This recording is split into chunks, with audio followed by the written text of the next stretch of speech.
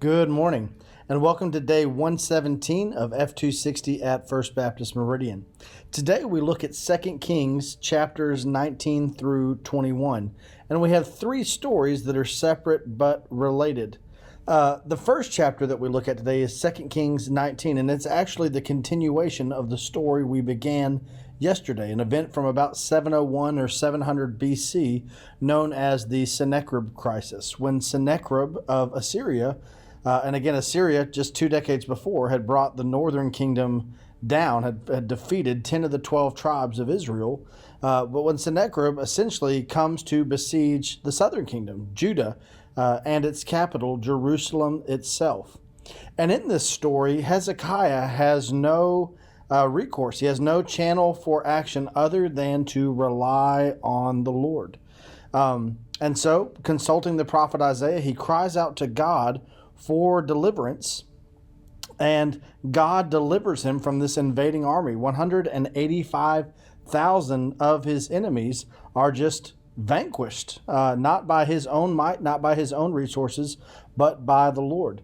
And what's so interesting about this account is this is one of those accounts that is verified outside of the Bible. Assyrian records, even though they paint it as this major, successive campaign for Assyria, they offer no reason or explanation for whatsoever of why Assyria would not take Jerusalem. What abruptly ended this campaign? Even not wanting to concede what happened, they can't offer an explanation.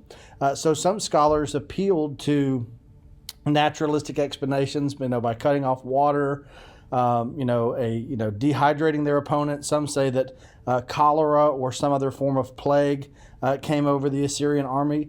I have no problem with the Bible's description of this to God's divine intervention through whatever means God saw necessary.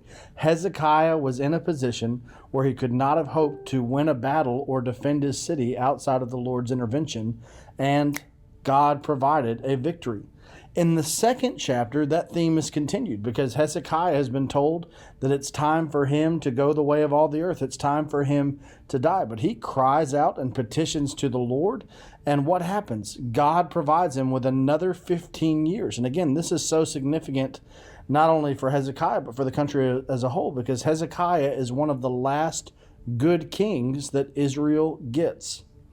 And that's perhaps what makes chapter 21 of 2 Kings so grievous. Coming off of two situations, one in chapter 19 and one in chapter 20, where he had nothing on which he could rely other than the Lord, check out the shift in Hezekiah in chapter 21. In chapter 21, he receives emissaries not from Assyria, but from Babylon, who at that time had not fully emerged as a world power. Hoping to gain an ally against his enemies, Hezekiah shows him what a wonderful ally he would be to have. He shows off all the royal treasury. He just boasts, gives them the grand tour of all the riches of Israel. And he's confronted by the prophet Isaiah, who says, listen, you've just shown them the very things that one day they're going to take off as plunder from this place. Hezekiah, who had relied on the Lord in the previous two chapters and who was a great king in Israel, but Hezekiah, who had relied on the Lord, put confidence in his riches, and he opened the door for Babylon to desire to conquer Israel, to plunder those riches.